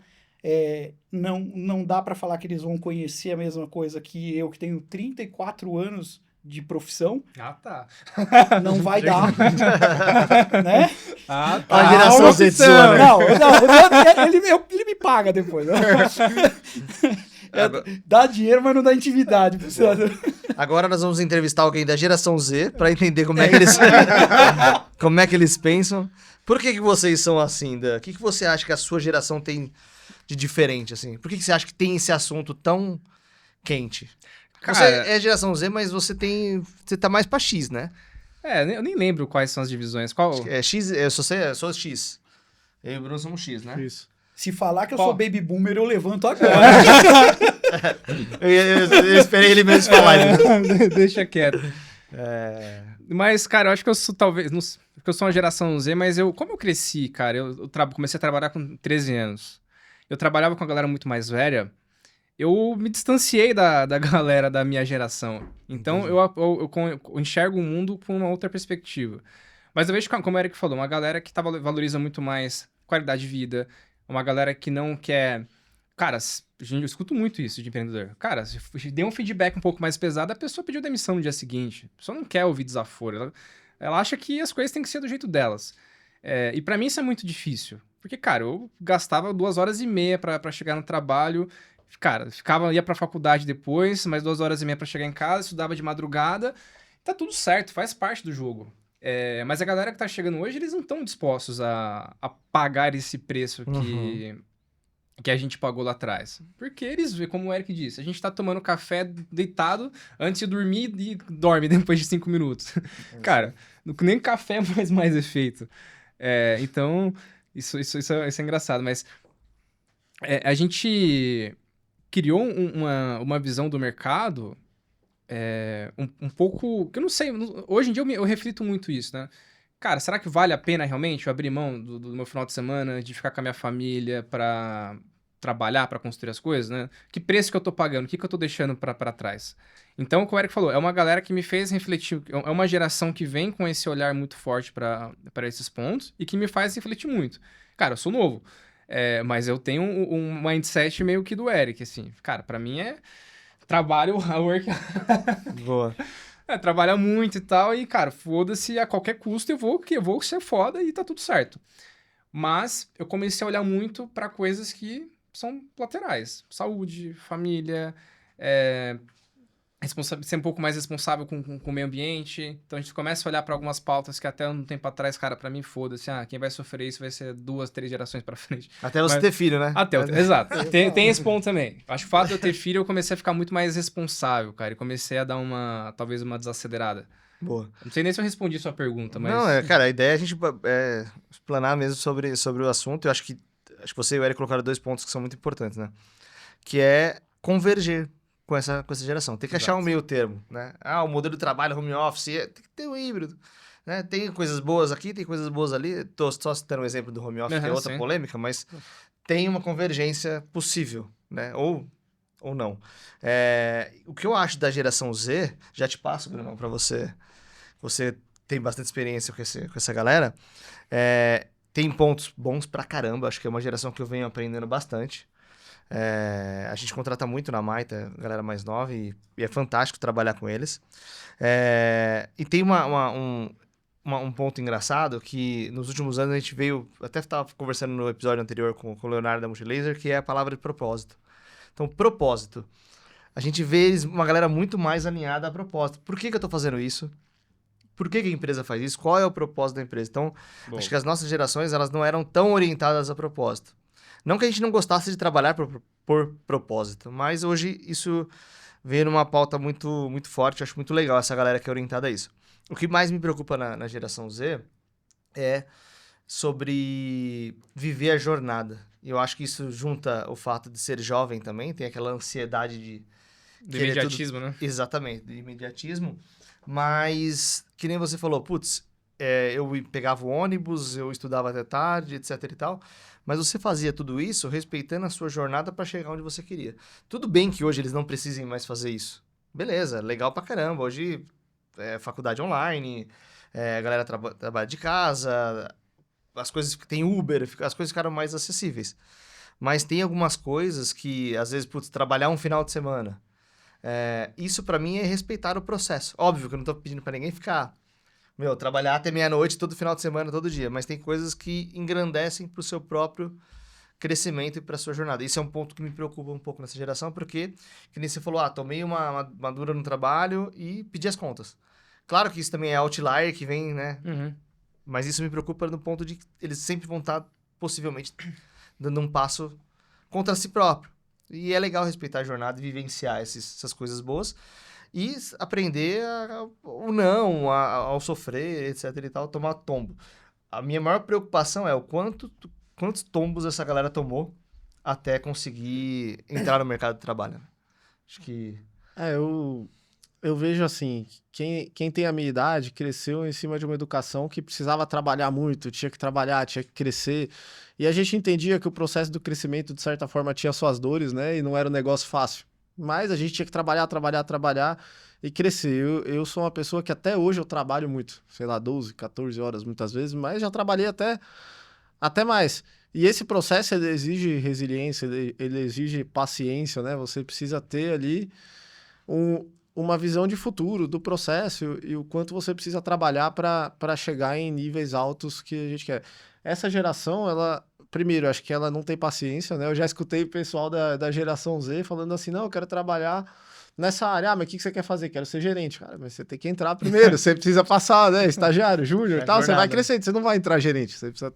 Então, essa falta de paciência, assim, para o crescimento é uma coisa que eu percebo. A segunda diferença é, acho que a minha geração era muito movida pelo crescimento, pelo dinheiro, pelo sucesso, enquanto essa geração é muito menos movida por isso e muito mais pelo equilíbrio entre a qualidade de vida e entre o trabalho, né? Então você não percebe também, assim, apesar de todos eles quererem crescer muito rápido e ser imediatista, nenhum deles quer virar um executivo. Eu converso, às vezes, eu já conversei e já escutei, pô, eu vejo vocês aí... Eu não quero isso, né? Se estressando, trabalhando até tarde, eu não quero isso, não. Outro dia eu fiz uma pergunta até pro meu time, ó, que não é geração Z. Tem também geração Z, mas no geral eu falei assim, quem de vocês quer ir pra carreira de gestão? Pô, ninguém queria, todo mundo queria virar especialista, queria virar tech lead, mas poucos queriam ir para uma carreira de gestão. Então eu acho que primeiro é essa mudança de paradigma, a gente entender esse trade-off entre qualidade de vida e entre trabalho, né, performance e tudo mais, e conseguir ter um equilíbrio com essa geração, porque se não tiver, de fato, eles não vão querer trabalhar com você, eles vão querer trabalhar em outro lugar, e essa é a próxima geração, a gente tem que encontrar formas de trabalhar junto com eles e de conseguir engajar e ter a performance deles ao mesmo tempo que a gente garante ali uma qualidade de vida. Em poucos anos eles já vão ser boa parte da força de trabalho. Exato. E aí tem uma segunda coisa também, que eu acho que a nossa geração, quando a gente cresceu, a gente não tinha tudo isso de tecnologia, não tinha celular, a gente não cresceu nesse mundo, a gente aprendeu esse mundo conforme ele foi se desenvolvendo. Essa geração já cresceu nesse mundo, já cresceu em um mundo digitalizado, totalmente diferente. E a educação que eles tiveram lá na escola foi a mesma educação que a gente teve, que de certa forma, aí é uma crítica minha pessoal, mas eu acho que a educação é algo bem atrasado hoje, em nível educacional. As escolas hoje não ensinam tecnologia, não ensinam você a ter uma inteligência financeira, emocional, resiliência. Empreendedorismo. E eles vêm de um mundo mega acelerado, que não foi o mesmo mundo que a gente cresceu lá atrás quando a gente era criança, né? Digitalizado, e do nada caem nesse mercado de trabalho com essa velocidade, só que eles não foram formados para aguentar isso. Então acho que tem um pouco disso também, que é um déficit que a gente tem na educação para formar essas pessoas, né? E acho que a gente tem que também, quando recebe eles dentro da empresa, como que eu posso ajudar ele a se formar ali como pessoa, de certa forma, para ele conseguir acompanhar todo esse ritmo. Então, é um desafio trabalhar com eles, mas é um desafio que a gente, como executivo, tem que ter paciência e tem que ajudar eles a se formar. Não tem muito como fugir, eles são a próxima força de trabalho. Aí, falando de mercado, o mercado está com preconceito com a geração Z? Acho que sim. Quando eu converso com outros executivos, pô, no geral, a galera não está querendo contratar júnior, tá querendo contratar mais sênior, e se vocês olharem, tem pouca vaga de júnior, tem pouca vaga de estagiário, né? E isso vem de reflexos de coisas que estão acontecendo com essa geração dentro do ambiente de trabalho, né?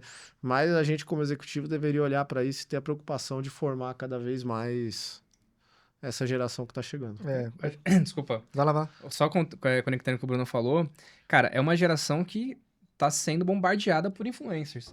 Então você pega uma pessoa, cara, que nunca fez nada, que não empreendeu e tudo mais, a pessoa que começou a gerar um conteúdo legal, viralizou, de um dia pra noite ela ficou milionária. É isso.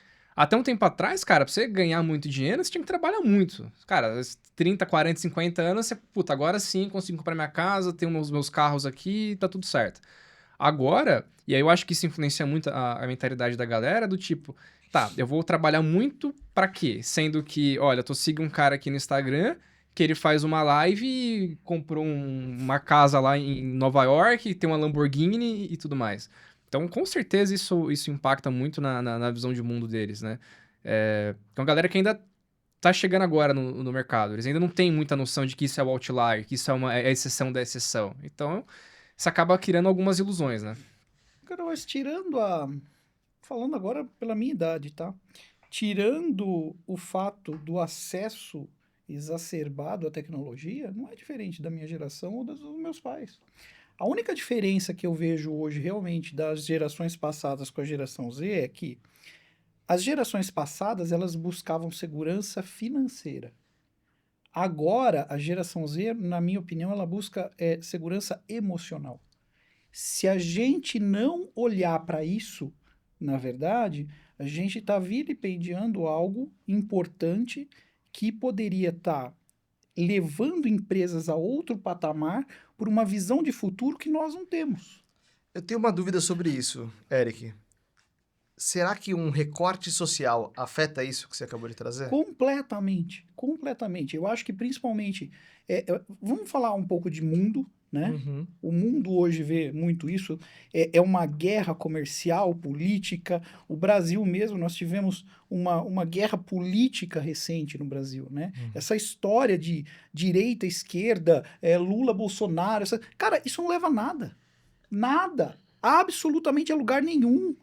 É manipulação de massa. E a gente está esquecendo que nenhum dos políticos, ninguém, tem um plano nação para levar a gente a algum lugar. Só que tem uma coisa que ninguém tá vendo. Essa galerinha já entendeu isso. Uhum. Quem que tá brigando? Os caras da minha idade, os caras de 30 e poucos anos, que ficam lá se matando em Facebook, não é nem em Twitter mais, né? Em Facebook, essas coisas. Esses caras que ficam se matando. Essa galerinha, não, eles estão preocupados com o quê? Pô, vocês estão desmatando a Amazônia? Né? Eu trabalho com agronegócio. Cara, é uma pauta mundial. Os caras, sabe, comercialmente vem vem essas guerras. E essas guerras vêm do quê? Vem daquela cultura, da coisa social. As pessoas não querem mais fazer coisas que faziam antigamente. Ao mesmo tempo, não tem acesso à informação, não tem acesso a conhecimento e esse tipo de coisa. Quando eu falei que a gente tem que começar a dar aquelas pílulas de conhecimento para essa geração, para incentivá-los, não fazer igual antigamente, que você dava cenourinha pro burro e comendo. Longe disso. É para mostrar para ela que ela pode ter um aprendizado contínuo. É uma outra forma de ver o mundo. E cabe a quem? A nós que detemos esse conhecimento. Cara, compartilhar conhecimento é poder. A gente só vai ter poder na hora que a gente conseguir pegar essa nação e deixar ela socialmente equiparada. E quando eu falo socialmente equiparada, é culturalmente. Não é financeiramente. E financeiramente, em lugar nenhum do mundo, esquece. Não vai acontecer. Mas socialmente, culturalmente, se estiver equiparado, a qualidade de vida sobe, as pessoas começam a pensar mais e a gente começa a entender um pouco mais, inclusive a geração Z. Boa. Né? Maravilha. Pra gente encerrar o nosso mega super papo. 2025. Brunão, quais são as suas expectativas? E aí, cara, pode devanear sobre sociedade, mercado, enfim, como que você acha que a tecnologia vai vir? O que você imagina de tendência forte aí para esse ano?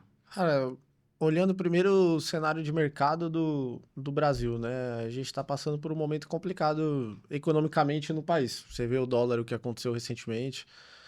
As taxas de juros do Brasil estão altíssimas. E quando a gente entra nesse cenário, não é um cenário onde nenhuma grande empresa vai investir muito dinheiro. Então, você pegar a maioria das empresas grandes, principalmente instituições financeiras, seguradoras, estão andando mais de lado em nível de investimento. Então, eu vejo um ano de eficiência operacional. Mais um ano, né? A gente já veio de um ano de eficiência operacional, acho que a gente vai ter outro ano de eficiência operacional. E quando eu olho para investimentos em tech, eu vejo nesse sentido. Como que a gente pode garantir que eu consigo automatizar mais minhas áreas de negócio para trazer eficiência operacional, de certa forma? Então, eu vejo pautas como RPA, algo que provavelmente esse ano vai crescer mais do que já cresceu. Agentes de AI, se a gente conseguir capacitar o pessoal de negócio a entender um pouco mais isso, ter uma fluência maior em dados, é outro tema que provavelmente vai vir forte esse ano. Mercado de devs, né? Aquela bolha, dificilmente acho que a gente vai ter, ou a gente vai ter um cenário de muitas vagas em 2025. Acho que a gente vai ter, na verdade, pessoas até boas. Eu tô encontrando algumas pessoas boas desempregadas, isso me deixa até preocupado. E aí, normalmente as boas desempregadas pode falar comigo que a gente dá um jeito de levar. Se for bom e tiver desempregado, eu vou dar um jeito. A vaga surge lá. Mas Sai assim, ruim, né? mas no geral é um ano onde acho que a gente vai falar de eficiência operacional, as empresas vão segurar bem os investimentos, o nível de contratação, assim, eu não vejo um crescimento tão grande no mercado de tech. Boa. Boa. Eu? Cara, ano passado foi um ano... A gente conversou com muita empresa, a gente fez uma pesquisa para entender sobre investimentos em IA. Ano passado foi um ano que as coisas aconteceram muito rápido e as empresas não estavam preparadas para fazer nenhuma experimentação. Então elas começaram a fazer uma estrutura, pega budget de uma área, de outra, para fazer uma POC. Para esse ano, e por isso que a gente não viu tantos casos de uso assim em produção. Tinha poucas experimentações, muita especulação, mas nada tão significativo. Para esse ano, o Bruno falou de eficiência, eu concordo 200%, a gente segue no ano de eficiência, mas as empresas elas fizeram um planejamento para investir em IA para 2025.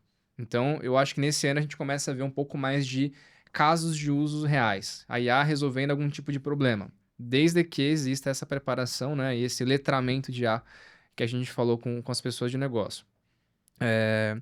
Olhando para mercado de dev, cara, eu acho que não sei se muda muito a bolha, não vai ter aquela bolha que a gente teve 2, 3 anos atrás, então acho que isso deve andar um pouco mais de lado. Investimento em startups, eu tenho visto algumas rodadas, o mercado está se movimentando um pouco mais do que no ano passado, então estou um pouco mais otimista, mas eu não acho que vai ser algo muito expressivo. Né? O que a gente começa a ver nas empresas grandes. Investimento direcionado para experimentações, algumas coisas ali rodando em produção.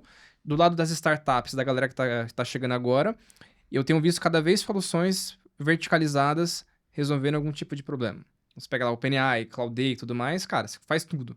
Aí vem uma pessoa e cria algo para a saúde, cria algo para a educação, cria algo para o agro. Né? Então é o que eu acredito. Até na linha de empresas cada vez menores, né? Exato. Boa. Exato. É isso. E eu concordo com a visão dos dois, inclusive. Eu acho que 2025, na verdade, vai ser o trampolim para 2026, 2027. Isso aí. Boa. Eu acho que nós vamos ver aí os executivos e os líderes, né? Porque tem as duas figuras, vamos dizer assim, né? Os executivos que vão olhar para a parte econômica e os líderes que vão preparar para que tudo isso aconteça. Mas os líderes, principalmente, preparando os seus liderados, né, as suas pessoas para consumir todo esse tipo de coisa, né, entender um pouquinho melhor como que resolve isso, né, voltando ao papo do início do nosso papo aqui, aquela velha história, mudando um pouco do tech para domínios de negócio, tá? Que eu acho que é só aí que a gente vai entender aonde que a gente pode aplicar a tecnologia. Né? A gente cansou, todos nós falamos aqui, né? Cara, a IA tá aí, a tecnologia tá aí, mas a banana ainda tá comendo macaco, né? Quem é que vai se beneficiar? Como é que eu posso utilizar essa tecnologia para beneficiar? E aí, eficiência operacional, palavra da chave da vez, né? Qualidade de vida vem da eficiência operacional. Aquela pessoa que tinha que trabalhar 12 horas por dia, passa a trabalhar 8 agora tranquilo e começa a ter um pouco mais de qualidade de vida, mais tempo com a família. Então, nós vamos ter uma mudança, na minha opinião, nós vamos ter a mudança de paradigma começa agora em 2025, já impulsionada por todo esse conceito de agentes de inteligência artificial. Eu acho que vai ser essa mudança, a preparação para os próximos anos vindouros aí. Boa. Eu acho que o primeiro semestre vai ser um semestre onde as empresas vão segurar um pouco em termos de investimentos. pensando que o dinheiro tá mais caro mesmo, então Sim. é natural aí as empresas que eu tenho conversado de, putz, eu vou, principalmente no primeiro trimestre, vou segurar, vou ver o cenário macroeconômico como fica, e aí sim a gente vai começar a fazer alguns investimentos pontuais. E aí, acho que é unânime eficiência, né? Todo mundo falando de eficiência. E eu vejo algumas empresas também pensando já na linha de eficiência operacional olhando para dentro e para fora, como é que eu posso vender mais, né? Com o uso da tecnologia, com o apoio da IA.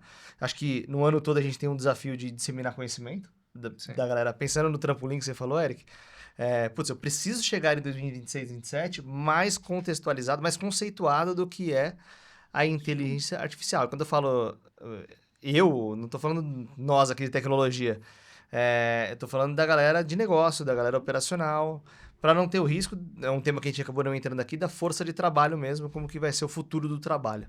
Né? Quando a gente explanou muito sobre devs e tudo mais, mas tem também a galera de atendimento que já está sendo afetada e tudo mais. Não só por IA, como tecnologia em geral. E eu acho que esse ano de 2025 é sim o trampolim. E a gente vai falar muito de automações. Pensando, obviamente, em eficiência operacional. Então, eu acho que vai ser o primeiro ano dos agentes indo para... colocando a mão na graxa ali, fazendo algumas tarefas de algumas automações, pegando o gancho dos multi-agentes, do orquestrador de agentes, ferramentas aí como algumas que a gente já citou aqui. Show de bola. Gente, queria agradecê-los. A gente que agradece aqui, com certeza. Acho que bate-papo de alto nível. Boa. Que a gente teve hoje. Pois eu ficaria mais umas 2 horas aqui. Dava Foi 1h e 34 horas desse assunto. Cara, a gente não passou por todos os passamos por quase todos. Depois a gente marca um bate-papo para falar exclusivamente sobre o futuro do trabalho, que aí tem coisa pra caramba. Boa. Então, Brunão, obrigado. Eric, Dan. Eu que Sempre agradeço. bom falar Valeu. com vocês aí. E tamo junto. Valeu, Valeu, gente. turma. Valeu, Tchau, tchau. top.